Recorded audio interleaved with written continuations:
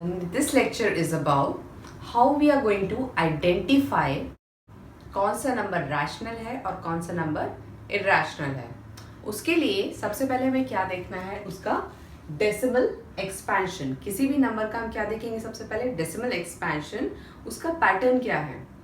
इसमें हमें दो केसेस मिल सकते हैं, या तो डेसिमल एक्सपेंशन टर्मिनेटिंग होगा या फिर वो नॉन टर्मिनेटिंग होगा।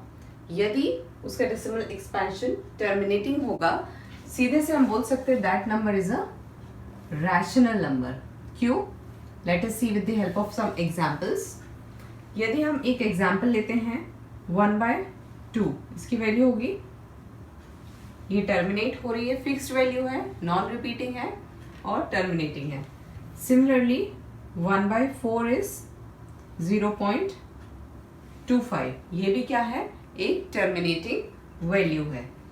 1/10 लेके चलें यदि, दिस इज 0.1, ये भी क्या हो गई, टर्मिनेट हो गई। तो ये सारे एग्जांपल्स किसके हुए, रैशनल नंबर्स के। अब यदि हम देखें नॉन टर्मिनेटिंग केस में, इसमें भी हमें दो कैटेगरीज मिल सकती हैं। पहली कैटेगरी है नॉन टर्मिनेटिंग, को हम लिख रहे हैं एनटी, शॉर्ट फॉर्म लिख रहे हैं। नॉन टर्मिनेटिंग है और रिपीटिंग है।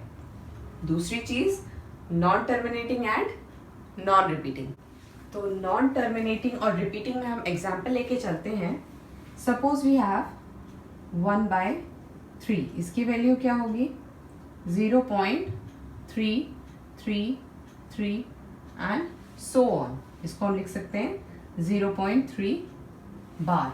दैट इज, ये टर्मिनेट तो नहीं हो रहा है, लेकिन जो 3 है वो क्या हो रहा है, रिपीट हो रहा है, या फिर हम कह सकते हैं रिकरिंग डिजिट है ये। तो इसको हम नॉन टर्मिनेटिंग रिपीटिंग लेके चलते हैं। सिमिलरली दूसरा नंबर 4/3 यदि हम लेके चलें तो this value is going to be 1.3333, ये भी क्या हो रहा है, नॉन टर्मिनेटिंग है और रिपीटिंग वैल्यू है। Suppose we take one more example, 0.156156156 इस तरह से। तो इसका पैटर्न क्या है, ये 3 डिजिट्स क्या हो रहे हैं, इसमें रिपीट हो रहे हैं। तो इसको हम लिख सकते हैं 156 बार। ये भी क्या हो गया, नॉन टर्मिनेटिंग बट रिपीटिंग। तो इस तरह के सभी नंबर्स को हम रैशनल नंबर्स बोलेंगे। दैट इज रैशनल नंबर्स, जो कि नॉन टर्मिनेटिंग है बट दे आर रिपीटिंग। क्यों? क्योंकि हम उनका एक पैटर्न प्रिडिक्ट कर पा रहे हैं। वी कैन प्रिडिक्ट देम कि इसकी ये वैल्यू रहेगी 3, आप 1000 टाइम्स भी लेंगे that will remain 3 only. But irrational के केस में हम ये नहीं ले सकते हैं।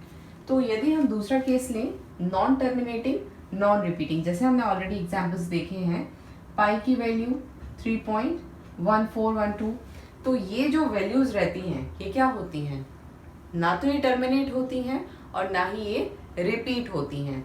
तो ये सारी वैल्यूज √2, √3 सारे नेचुरल नंबर के square roots except the perfect squares, और pi, Euler's e, Euler's number e, इन सभी को हम किस कैटेगरी में लेके चलते हैं, the category of irrational numbers. Therefore decimal expansion से हम बता सकते हैं कि नंबर हमारा रैशनल है या इरेशनल।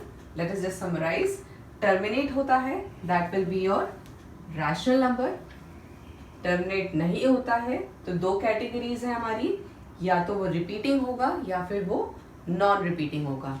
यदि वो रिपीट होता है, again it will be a rational number, और यदि वो रिपीट नहीं होता है then it is going to be your irrational number. Now let us just see some examples and find out कौन सा नंबर रैशनल है और कौन सा नंबर इरेशनल है।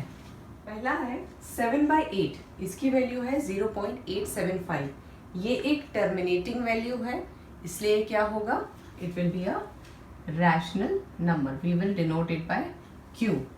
8/3 की वैल्यू 2.666, दैट इज 2.6 बार।